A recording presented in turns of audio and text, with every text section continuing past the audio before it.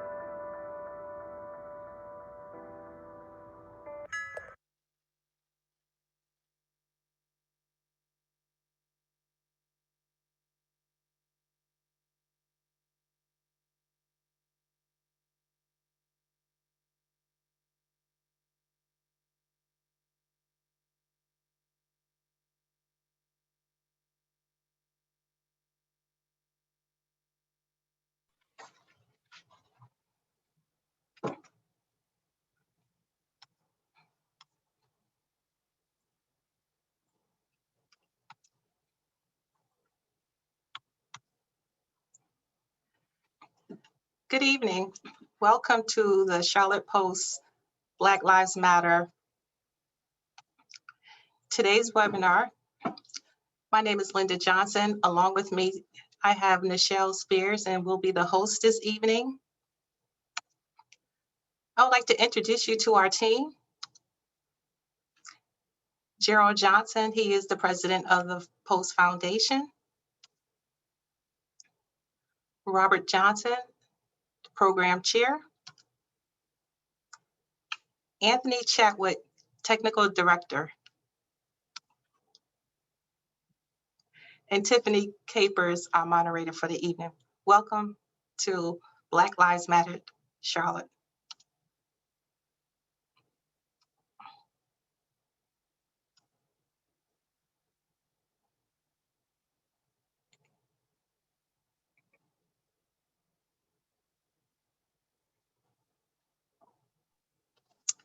We have Nichelle Spears. Welcome, everyone. At this time, I would like to invite you to open up your Q&A and chat windows, which is located at the bottom of your Zoom screen.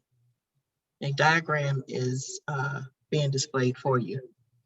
If you have any questions, please type them in the Q&A and they will be answered throughout this conversation. The chat will be used for the team to communicate the resources of today's webinar. Thank you and enjoy. Thank you, Nichelle. And we'd like to invite our president, Gerald Johnson, to take it from here. Gerald, welcome.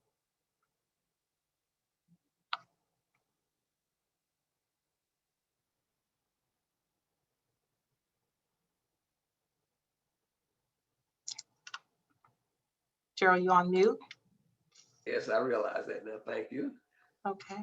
Welcome, everybody. Thank you for coming again to one of our webinars. And again, this is a repeat from one of our previous webinars where we're having a continuation.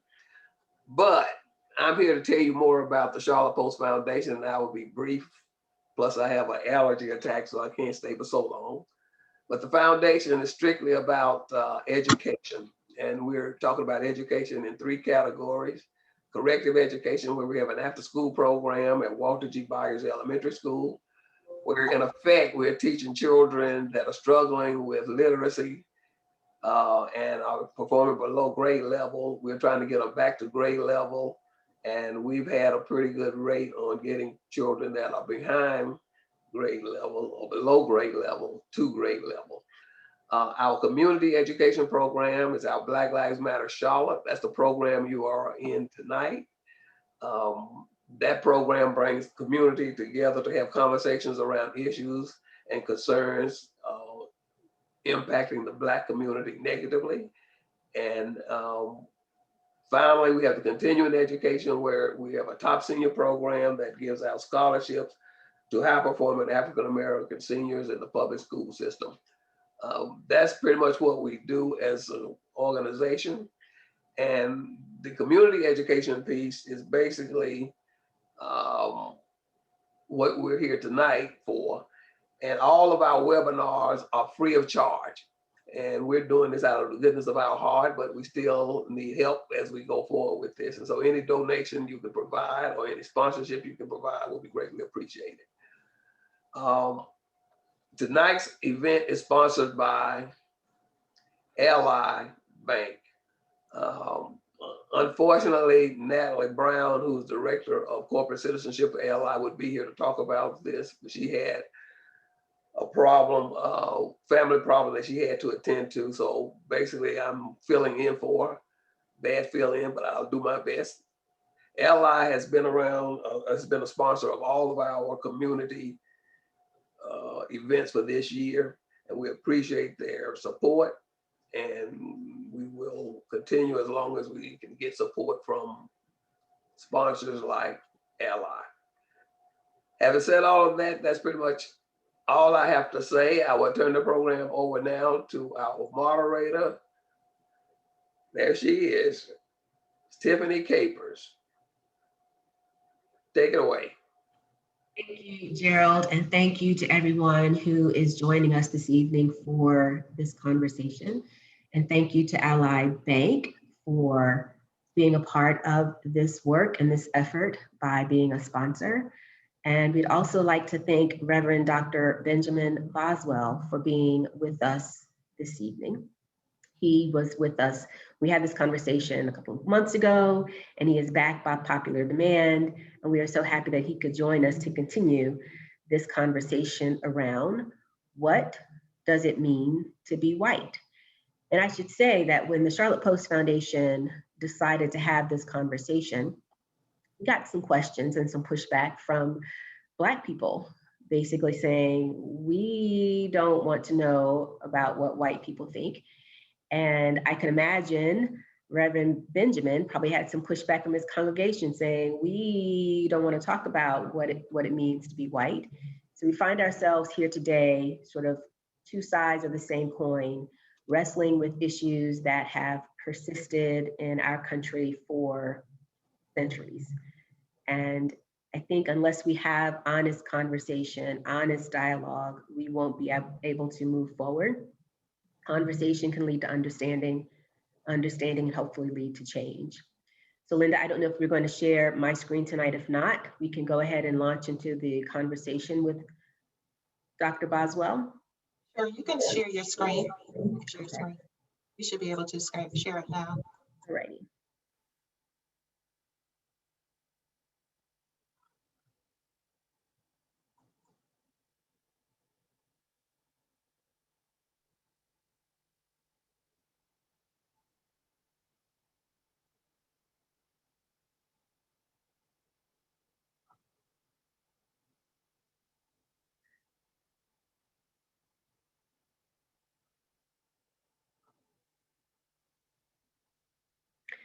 So when we have these conversations, we oftentimes try to have a little bit of context setting. We open with a lot of quotes, trying to ground us in why this conversation matters. And as we talked the last time, Reverend Benjamin and I share a love for and affinity for James Baldwin. So a lot of the quotes you're seeing again tonight are quotes from him. And he wrote very prolifically about the Black experience. And what is so interesting and poignant about what he wrote about it is still very much relevant today. So I used his quotes the last time to sort of shape and add context to and frame the conversation we're having tonight. And we always also try to make sure we pay homage to the three women who were the mothers of the Black Lives Matter movement: Alicia Garza, Patrisse Cullors, and Opal Tometi. They were the three women who, with just a tweet, launched a movement that has resonated around the world. Gerald has already given a brief overview of what Black Lives Matter Charlotte is. We launched this initiative in 2014, and it is in solidarity with the national movement that we have these conversations and create this space. We focus on change at 3 levels: individual, community, and systems, believing that those are the levers that we need to be addressing in order to make anything happen in our community. We also invite people to take multiple actions, to be informed, to join in discussions and conversations, to make some decisions, and ultimately to take action.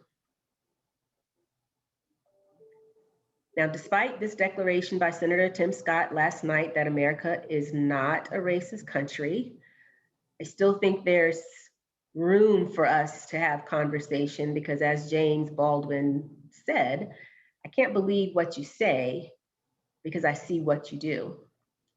And what is happening in America now, we still see disparate outcomes for Blacks across all of these sectors: health, education, economic mobility, crime, and justice. Each one of us on the call tonight could probably point to an example of where Black people are not faring well for any of these, whether it is what's happening with the pandemic, what might be happening with our children during remote learning, what is happening with the degree to which Black people accrue wealth, and then obviously, in light of recent events and historic events, crime and justice. So I think for the most part, we have been making some progress, let's say, as a collective, where I think folks are saying, okay, yes, you might be right. We should stop killing Black folks. That's a good idea. Black people should live. I think we've gotten there to some extent. Some folks might still argue with that. But while we are becoming more comfortable with that idea and that paradigm shift, in Charlotte, we are now saying, but where exactly do you want to live? Do you want to live near me?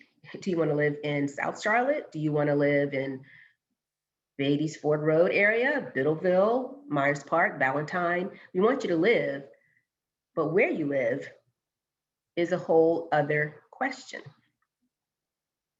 So at this point, if we were gathered together, and for those of you who've been with us for a long time, I'd throw in this quote from Tribe Called Quest. It's from their song, Check the Rhyme. And what we invite people in this space to do is to be on point. And for me, it's a metaphorical call to make sure you check the rhyme, that you check the word, you check the facts, you check the history, that you know of what you are speaking, that you ground yourself in truth, and then proceed from that point. So if we were together, I would ask you all this question: are you on point? And then you all would reply with all the time, Fife. I've tried that before in this space. It didn't work so well. I won't be doing that tonight, so we'll be moving on. This is a very busy slide. I don't expect you to read all of it. I would invite you all to do a simple Google search. Google single family zoning and racism and see what you find and discover in your search. We have been dealing with this issue of space and development for a very, very long time. And as you can see from the slide, it started with a white man wanting to sell his property to a Black man, but in a predominantly white neighborhood. In 1917, there was a Supreme Court decision.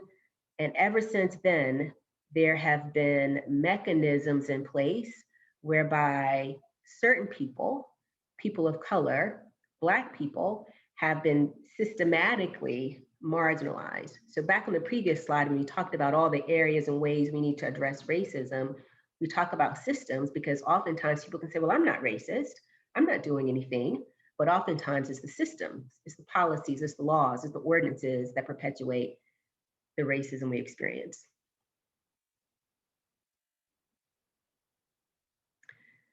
So opposition to new development perpetuates a long tradition of keeping others out in this community. And right now in Charlotte, we have an opportunity to address and fight root causes of inequality by tackling exclusionary single family zoning. So where do you stand on that? What do you know about it? Have you had any conversations about the 2040 plan? Have you heard the debate? So we invite you again to get informed. Not seeing ourselves clearly and acting consistently with what we see is both the problem and the solution. So we create this space for conversation. We share this space for information. We explore the questions. We encourage the reflection. We invite the discomfort for transformation. Iron sharpens iron. There is no growth without some degree of, one could say, pain. Not everything faced can be changed, but nothing can be changed unless it is faced. What does it mean to be white? Dr. Benjamin, fill us in on what your congregation has been talking about. Where are you now? What's on docket for being white and for doing anything different? Thanks, Tiffany. Just a real pleasure to be back with you here. I'm honored for this opportunity to participate in another conversation with the Charlotte Post Foundation, Black Lives Matter Charlotte Initiative, and thanks to Bob and Gerald, and also to you for the opportunity to be here.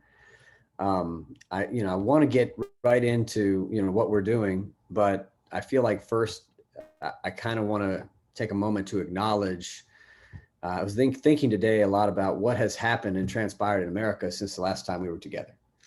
And I thought it would be important to acknowledge that. And tonight I was thinking about the loss of life to police violence in America since we were together. Thinking about Dante Wright, Adam Toledo, Micaiah Davis, and here in North Carolina, Anthony Brown Jr.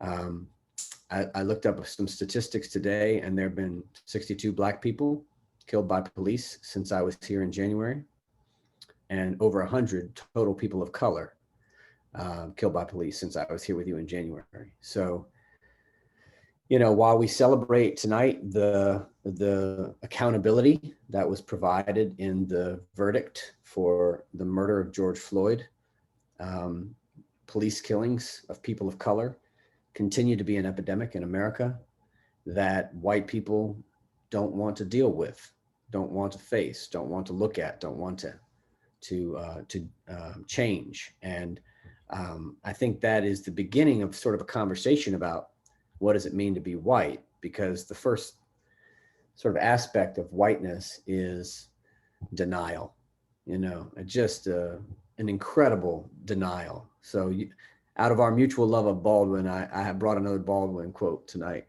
for us to start with. That has really been, I've been really meditating on this quote lately. It comes from his book, No Name in the Street. And he writes this: whether they are rich or poor, white children grow up with a grasp of reality so feeble that they can very accurately be described as deluded about themselves and the world they live in. The reason for this is that the doctrine of white supremacy, which still controls most white people, is itself a stupendous delusion. But to be Black in America is an immediate moral challenge. People who cling to their delusions find it difficult, if not impossible, to learn anything worth learning. So to frame the conversation about what we're doing, I want to just start, Tiffany, by saying, to be white, what does it mean to be white? Is to be trapped in a lie. It's to be trapped in a delusion. It's to be trapped in an invention, a mythology. Baldwin at one point in that same book calls it the most successful conspiracy in world history. And we're in a time of resurging conspiracy. Well, that's because the oldest conspiracy in American history is the conspiracy of white supremacy.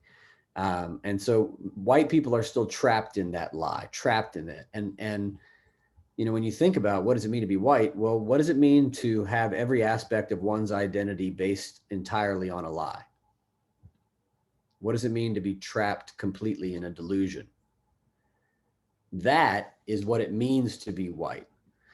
And not only that, but to have the delusion that you're trapped in being oppressive to everybody around you, creating violence and death for the rest of the population who does not look like you. And so you have to think about what is your responsibility. So what we've been doing at Myers Park is trying to create an opportunity to cause a crisis of identity and a crisis of conscience for white people.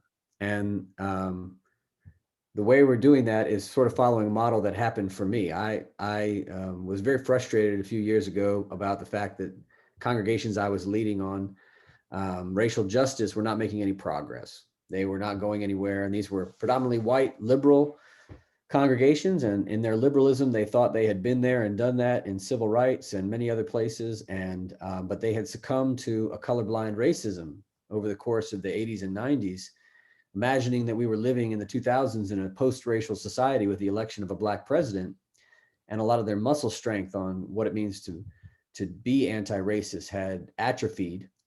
And so we found ourselves in a particular moment of this sort of colorblind racism. And conversations about race after the police killings of Black people were not going anywhere. The congregations weren't moving. And I got very frustrated about this. And I started to wonder, well, why can't we make any progress on this? Why can't we get any deeper? What's happening? What's the problem? And I realized that I was the problem. I realized my own blindness, my own color blindness was the problem. So I went on a deep sort of spiritual journey and academic journey at that time, paired together, and began to do the work of looking at whiteness, looking at my whiteness and how whiteness has showed up in my life, and how I was trapped in the lie and all aspects of how I was trapped in the lie. And from there, I was able to then develop a process, a course, a spiritual formation, anti-racism course for people who are racialized as white, to help them have the same sort of crisis of identity and crisis of conscience that I had, in the hopes that we might be able to move from colorblind racism to responsibility. All of this really is built around what happened to me. I was looking all around to try to find a way to deal with whiteness, and it turned out that people of color, particularly Black people, have been writing about what it means to be white in America for hundreds of years, trying to tell white people what they look like, trying to put up a mirror to show us so that we could see how we have become monstrous in their eyes, how we had become terrorizing, how we had become, in some ways, even evil in the eyes of Black people. And there's a whole literature of white estrangement, someone called it once, a literature of people like Toni Morrison and W.E.B. Du Bois and James Baldwin, so many authors over the course of American history who've been trying to put up that mirror. And I realized that that was the mirror that I needed to learn how to look into and see myself clearly. And by looking in that mirror is very painful, because what you see in there is not pretty.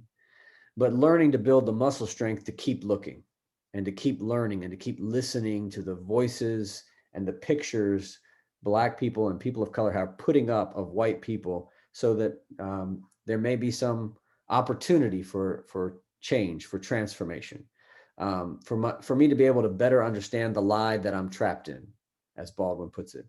And if I can understand the lie, then I can try to begin to seek the truth, and the truth might set me free from that lie. And I might be able to move to some place of responsibility and accountability related to it. So that's the course that we created for it. It's called What Does It Mean to Be White? It's a 9-week course of an hour and a half trainings per week. And it's all reading. We read nothing but Black intellectuals, authors, and creatives. We now have not only articles and essays, but we have movies and cinemas. So we watch a lot from Ava DuVernay and Ryan Coogler and Spike Lee. So there's a lot of different movies that we watch throughout, paired up. And each of the weeks is around a different aspect of whiteness. So one week is whiteness as power and property. Whiteness as evil. And we read a lot of Malcolm X that week, which always messes with white people. And then, whiteness as mythology. So back to Baldwin again. And then whiteness as principality, and kind of get into the theological and the Christian side of things. And then whiteness as citizenship and nationality, and look at Ta-Nehisi Coates and Toni Morrison and other authors, all watching movies. And now I've got poetry, that goes with it, written by authors of color about white people. So we got poetry from, Nikki Giovanni and a number of different authors, Claudia Rankine, and so many. And then I've also curated a Spotify playlist that we're getting ready to launch in a couple of weeks. That's about also it's all, artists of color writing and singing about white people. So it's been an amazing experience to walk through this with our members. We've now had about a little over 300 people go through the process. And we also have trained, it's a kind of a train the trainer experience because it's small groups. So we now have like about 30 people who are trained to become facilitators themselves, to lead other people through this process. So it sounds as though you have taken a very, very intentional approach with creating this experience, creating some cognitive dissonance around what white people have been socialized to believe they are, what they've internalized. So I have two questions. One is how are they responding to this notion of the delusion? That's one question. How are they responding to the delusion of being white? And then who's with you? Are you walking by yourself, Reverend Ben? No, of course not.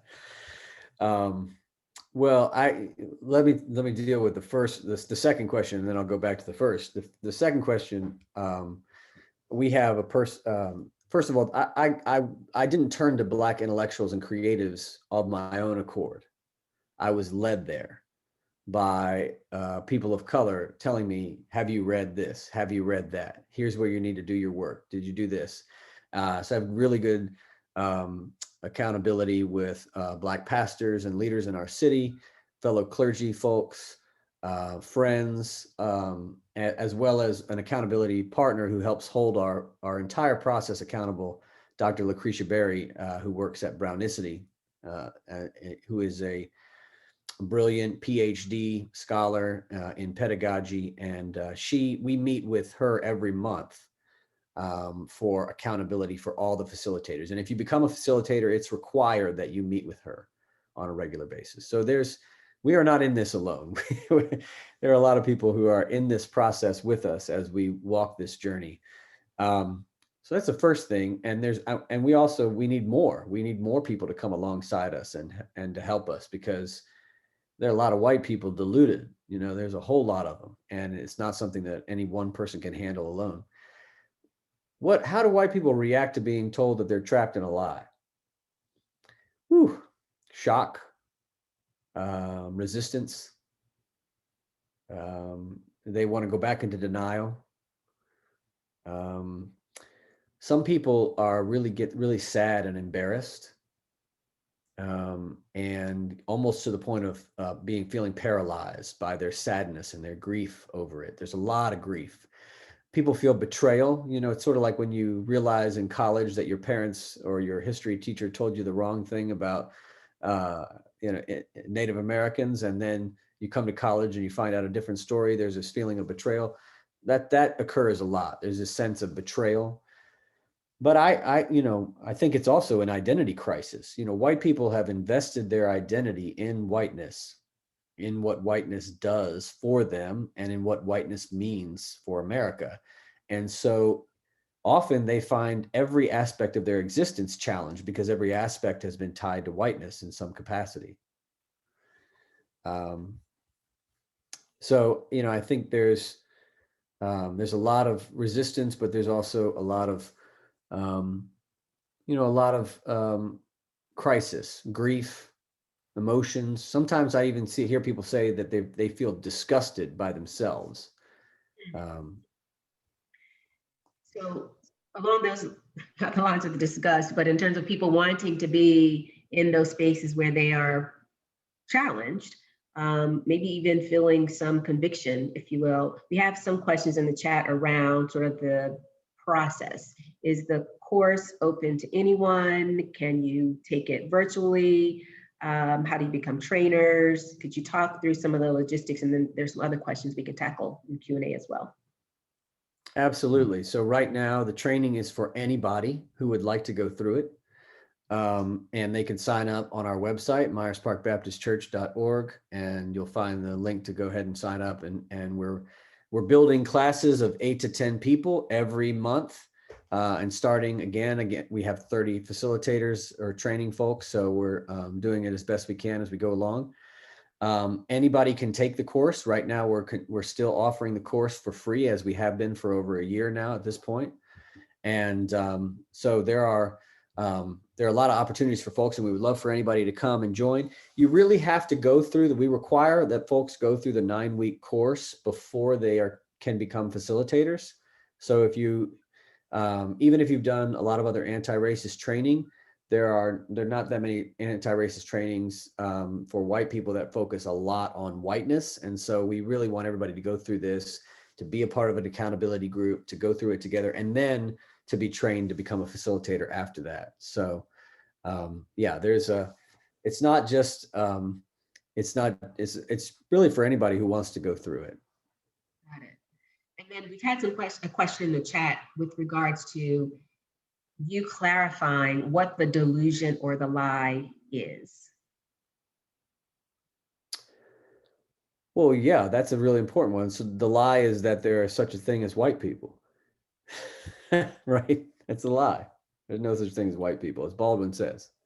There are people who were European settler colonists who invented the lie of skin color to take power and to steal from everybody else.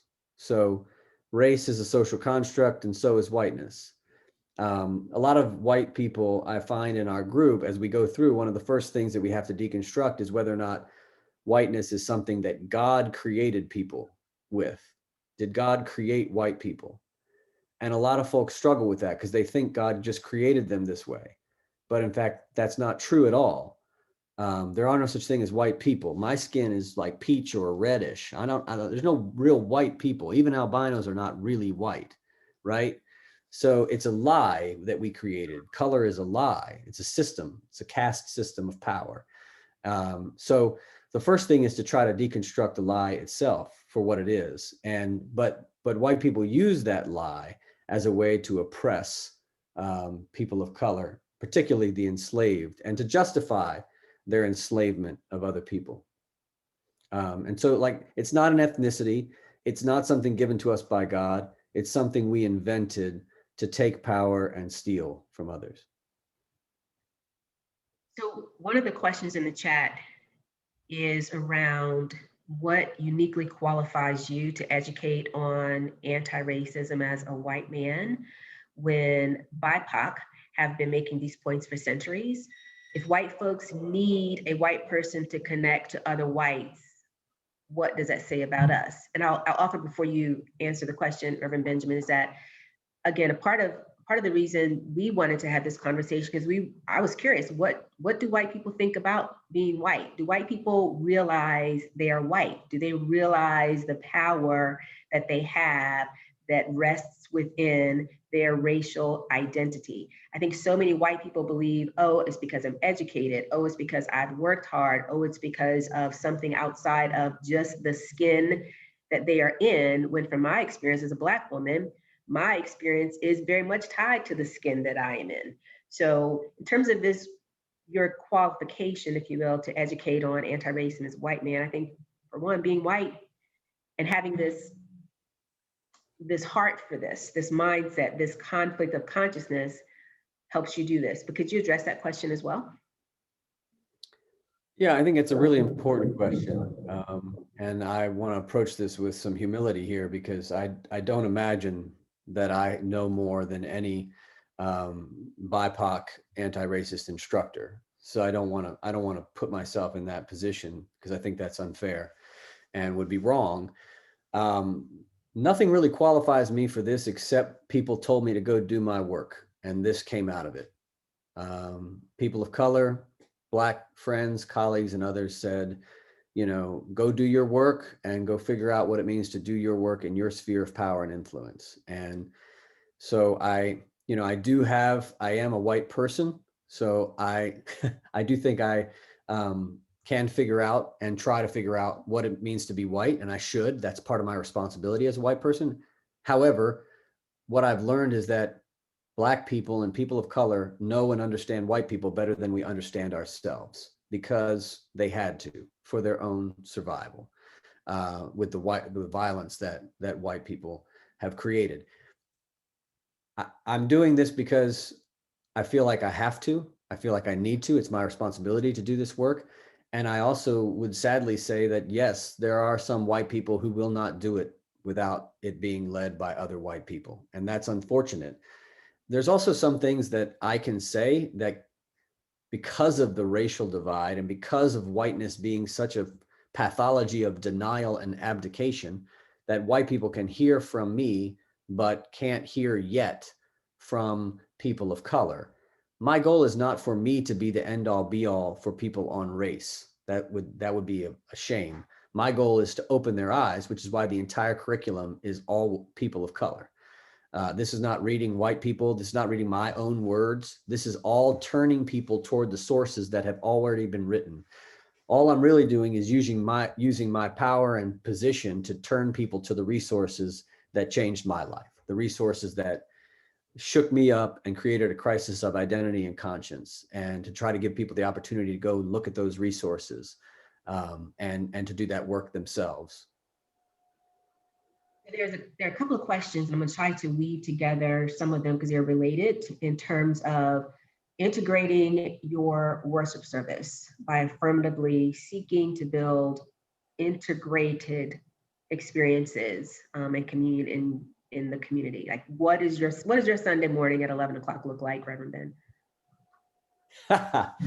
Well, when I arrived, Sunday morning at our church looked very white European. And many Sundays it still feels very white and European. So I need to own that. Now, we are in a process of what we're calling decolonizing our liturgy. But the footprint of our campus, of course, is in Myers Park, the white, wealthy suburb, white elite suburb of Charlotte. And it was planted there intentionally, knowing that it was a restricted community. So when it was planted there in 43, it was a restricted community at that time, meaning there were restrictive covenants that forbid people of color to live there. So we're trying to reckon with that history, and we're trying to do so both in policy and practice, but also in worship. And one of the efforts that we've had over the last 3 to 5 years now in trying to decolonize our liturgy is to shake up the music first and foremost. And so we now have on a regular basis a jazz ensemble. It's put together of members of the local community who are jazz musicians who lead worship and music for us on Sundays, and completely decolonize the worship service through music. A lot of that music has now been included in the Spotify playlist that I've created, but we're still trying to figure out how to continue to do that more often. But we're doing that, and it's beginning to shape and change the church. The other thing is, we're aware of the fact that 11 o'clock is still the most segregated hour in America, and continues to be, because part of the reason for that is that Christian people, white European people who imagine themselves as Christians, were the ones who invented whiteness. They're the ones who invented slavery.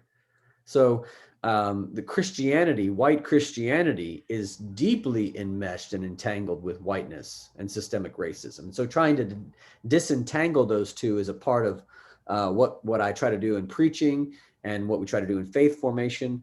We've been intentional about diversity in our hiring practices. We now have the first 2 Black ministers in the history of the church on staff. That has happened in the last 2-3 years. And that has begun to change and shift the demographics of the congregation as well, and including with the jazz music.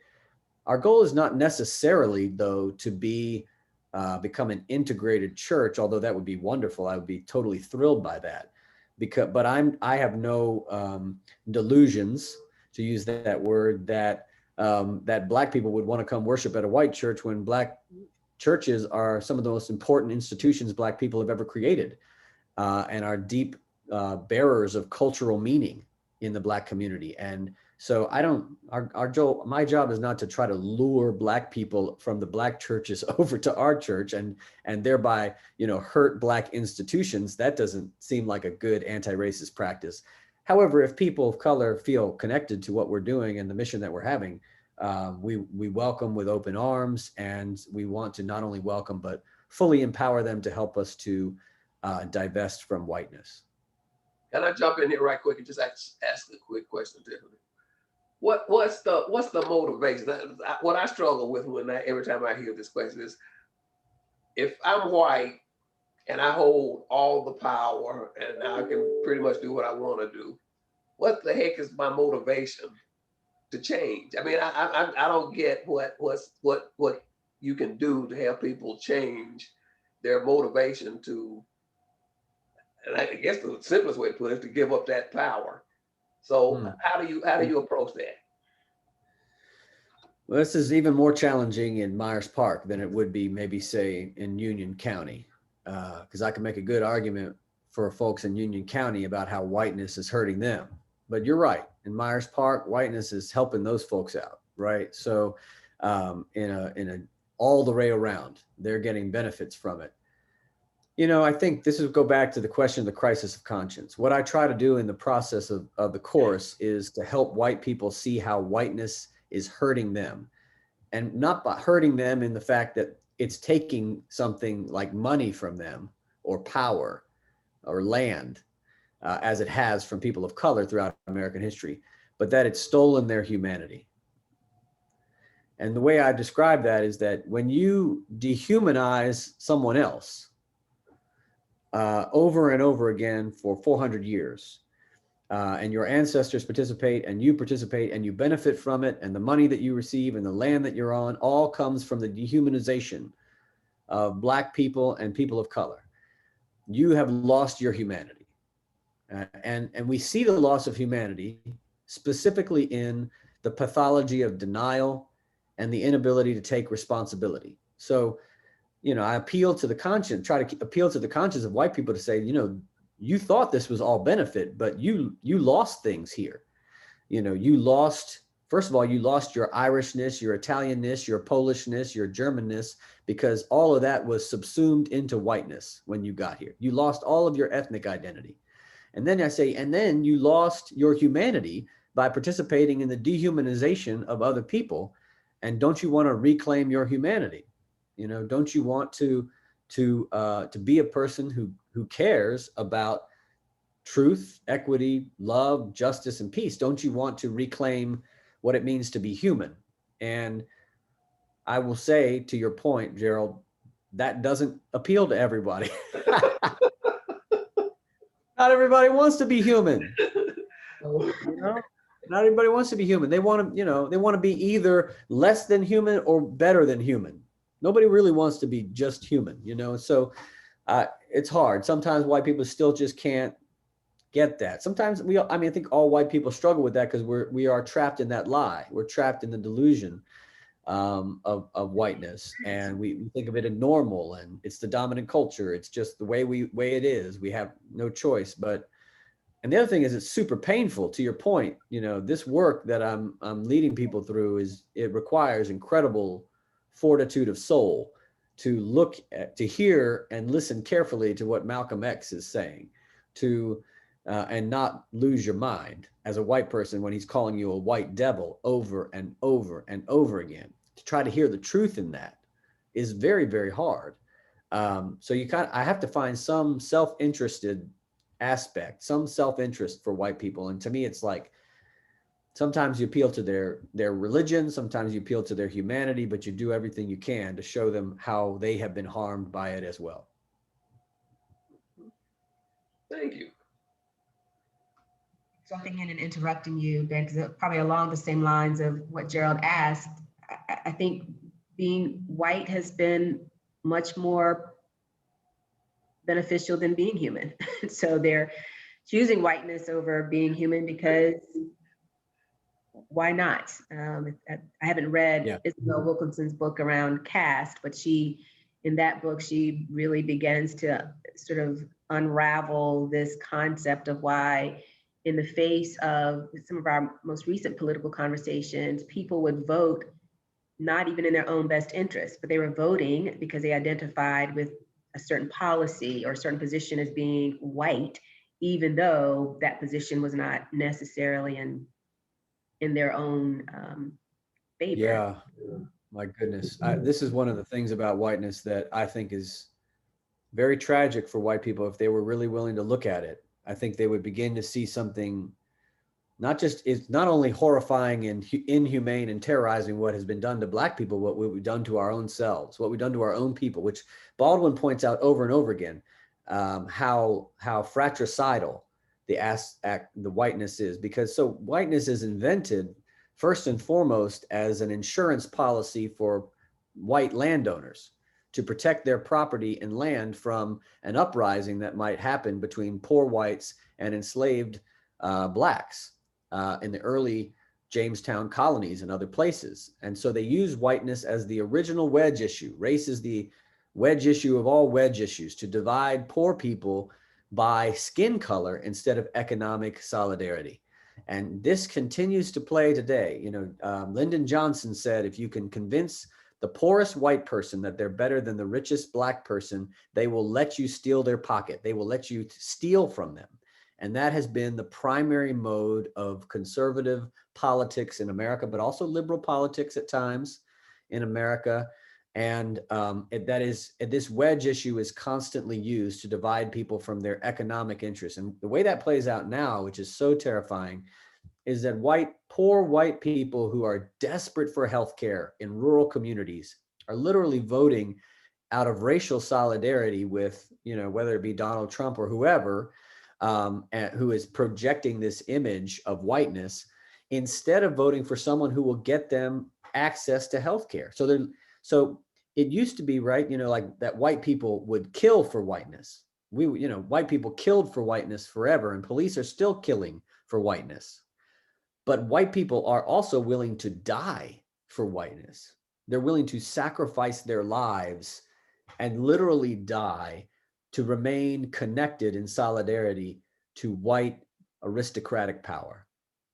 That to me is completely embarrassing as a white person, as if there was not enough embarrassing, but that we would kill our own people in order to maintain power is a kind of fratricidal violence that I think any people anywhere in the world could look at and say that there's nothing moral about that is the height of depravity. So I think that's one of the ways in which whiteness or race in general hurts a lot of white people too. Really hurts the majority of white people, actually. You know, the people who benefit the most from whiteness are rich white people, rich landowning, powerful white people. So I'm going to stick to the Q&A because I have all these questions of my own popping off. So I'm going to stick to my job tonight. I didn't do a good job the last time. So there are two questions in the chat, two threads that I'm going to ask you to sort of speak to both of them. One is around a little bit, perhaps tying into the conversation we've been having in general. And we know that media has always played a pivotal role in perpetuating and demonizing Black people. There are articles, there are stories, just the way we are shown sometimes in the media. It serves to undergird long-held beliefs about Black people's humanity and whether or not we are truly humans.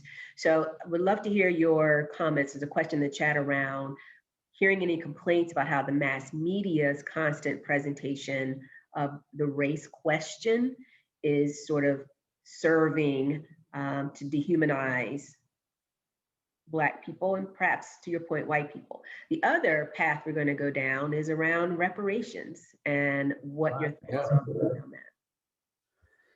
All right, let's start with the media, and I'll queue up some reparations discussion. I mean, let's go back to the birth of a nation. I mean, Hollywood is born at the intersection of white supremacy and media, right? Marketing is born at the intersection of white supremacy and media. So you know, it's just like anything in America. When it has that foundation, unless you tear it down and restart it over again, you're going to continue to perpetuate that in some form. So you can go from birth of a nation to cops. You know, you can go to birth of a nation to the way the news media treats, you know, police killings of Black people versus armed white terrorist mass shooters, right? So this is, I'm talking about unarmed, innocent before proven guilty, Black people at a traffic stop or in their homes, like Breonna Taylor doing nothing, versus Dylan Roof. That's the comparison that we're dealing with in America. How horrifying is that, right? That we're looking at the worst of whiteness versus the best of Blackness, and the best of Blackness is getting killed and the worst of whiteness is getting a hamburger. That illustrates where we are as a nation. So we have not made any progress on that question. To me, I think the media continues to perpetuate this. If you were not disappointed at the end of the Oscars this year, I would ask you if you have a conscience or a pulse. The last 3 awards don't make any sense, literally don't make any logical sense.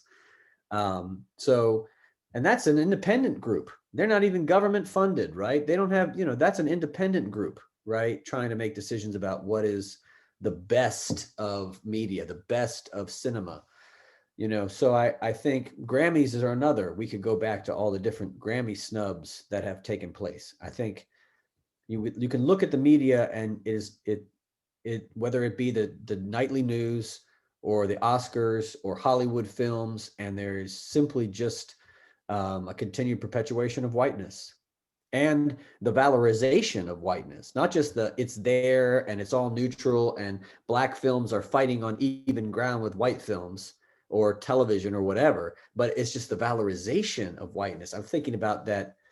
What's the Nomad, the movie? I watched that movie, Nomad. Yeah, no, not only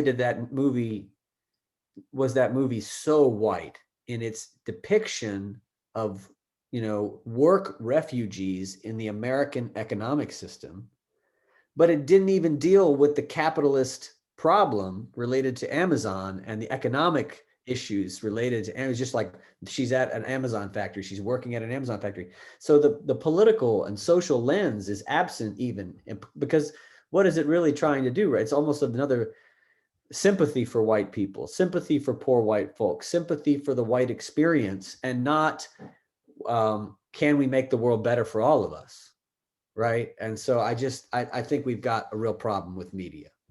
And so you want me to talk about reparations? I do. I was just gonna say, yeah, there is this predilection in white dominant culture to comfort, like the right to comfort.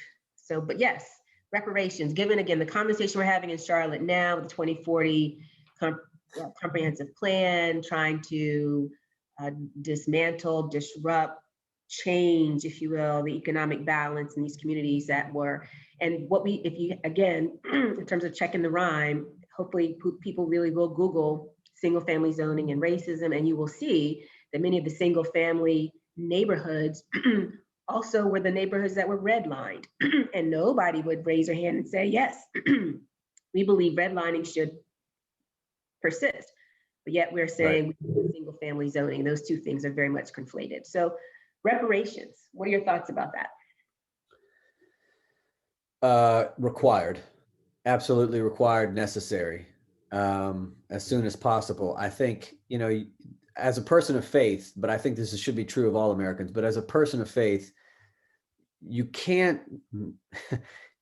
just say you're sorry for something and move on. Like, that's not how harm works. That's not how repair works. You know, you first have to acknowledge wrongdoing, right? If we could just get white people to acknowledge wrongdoing. This is why the comments, the response to the joint address to Congress last night are so unhelpful, right? If you say there's no systemic racism in America, then we're not acknowledging that there's a problem. So you have to first acknowledge that some harm was done. And in this case, 400 years of harm was done. Basically, slavery by another name, replicated over and over again, mutated into different forms over and over again, stealing wealth from Black people, stealing livelihood from Black people. How do you make up for that financially? You have to try. You can't just say it's too big, we can't do it. Just try, right? So to me, it's like you have to acknowledge the harm and then you have to repair.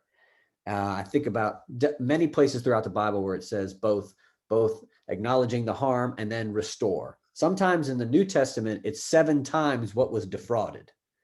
So it's not just what was defrauded, but accounting for the interest on what would have been defrauded, and the loss of finances there. So I do think there's some complicated conversations about who receives reparations. That's really not my place to be in. I do think some deep consideration for American descendants of slaves needs to be considered there. But I do think white people have got to get over this whole, oh, how could we do this? How could we do that? You know, kind of thing. We're going to make people angry, and all the resistance to it is just more forms of abdication. One of the things I've learned about myself as a white person, but also about white people, is we will do anything we can not to take responsibility for something. We are the ultimate abdicators of responsibility. If you push us into a corner and tell us you need to take responsibility for this, we will climb up the walls and backwards to get out of it. We will do anything we can to avoid responsibility. And so even if it's just starting by taking responsibility for your whiteness and getting informed and getting educated, and doing some good work there. But I think reparations is the form of responsibility that's obvious and required as an American, and for American history. I'll leave it up to the experts to figure out how to do that. Right.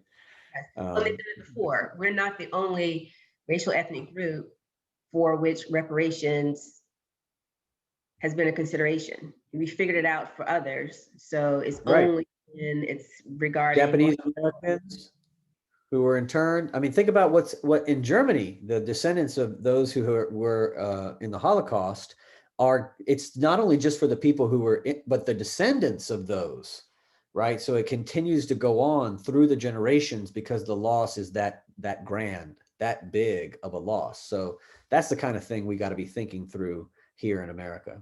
Yes, it only becomes difficult when it's Black people who might potentially benefit. We are rapidly approaching the 8 o'clock hour, Reverend Benjamin, and there are several more questions in the chat, so I'm going to get to them. I wanted to, as I scroll through to get to our next question, I want to give you a space and place to talk about anything else that might be sort of top of mind for you with regards to conversations in Charlotte, conversations broadly. I was listening to NPR last Friday, and I actually arrived at work and I cried. I just felt very, I think Thursday they did a special on the Swan case and the 50th anniversary of the Swan decision. And in that news report, the reporter talked about, or one of the panelists talked about how 50 years ago, the school board made decisions to make sure white people were comfortable. And then on Friday, they did a story in the Black Panther Party and how that movement was so vilified, but they were in California feeding children and making sure children were getting the educational support that they needed, and they were basically obliterated. And then we are sitting in Charlotte. So I got to work and I cried because I just was so burdened by white people hating me. Like not the global, I just really felt like, wow, white people just hate me. They just hate me as a Black person. So what's in the zeitgeist for you as I get to our next question and bring our conversation to a close this evening?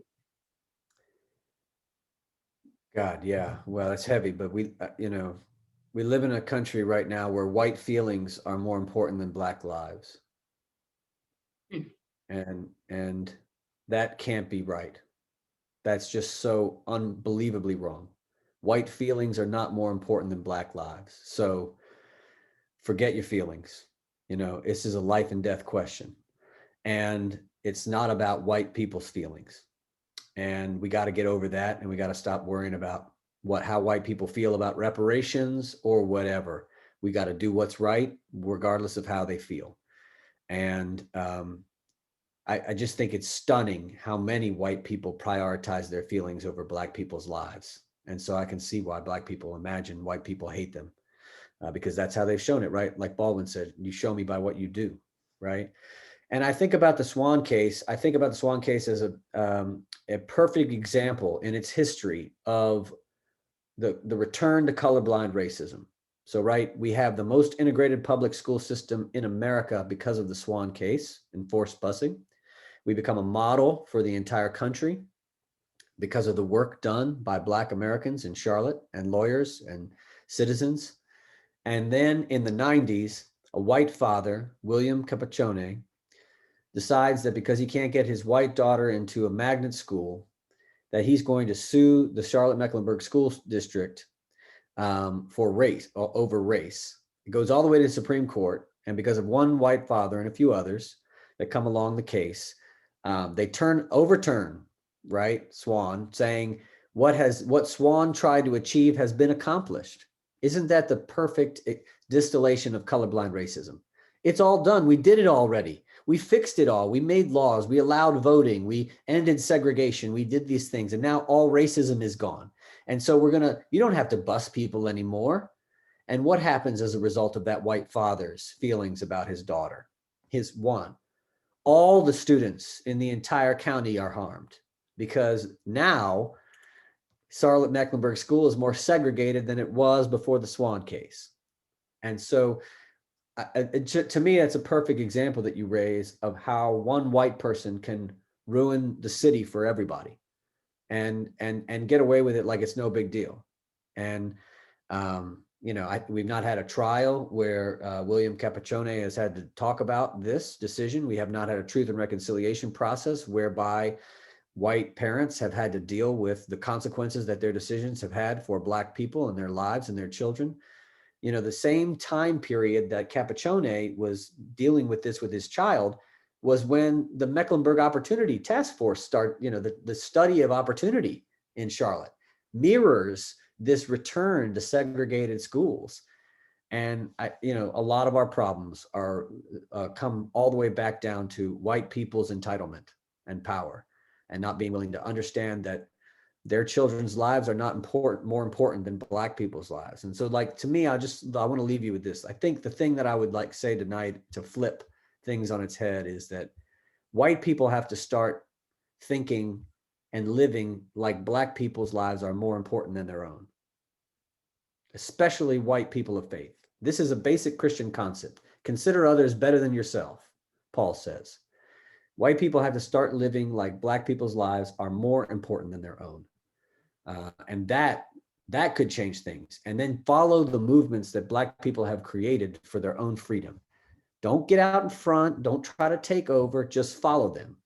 Get behind the movements. Follow the movements led by Black people. Listen to what the majority of Black people are saying they want and do it. End of discussion. Thank you so much, Reverend Benjamin, for those words. We are just beyond the 8 o'clock hour, and I believe Black Lives Matter and Black time matters. So we want to make sure we get people back to their lives at a reasonable hour. And yes, one white man did a lot of harm, and I believe you are one white man who is trying to do a lot of good. And I don't really talk about having a whole lot of hope, but I do have a lot of heart. And I have a heart for this work and a heart for this conversation. And I definitely hold you and what you are doing to try to advance, first of all, you as a human being on the planet and bringing others along into this level of consciousness. I appreciate you and thank you for what you're doing. I know it's not easy. With that, I'm going to turn it over to Gerald to make any closing remarks or final comments, and then we can have the benediction if we need to. Well, Reverend Boswell, I want to thank you again for a compelling conversation tonight. We still have a bunch of questions in Q&A. So what I'm going to do, if you don't mind, is I'm going to copy these questions and send them to you. And we have the addresses of all the people that submitted the questions and allow you to answer them, if that's okay.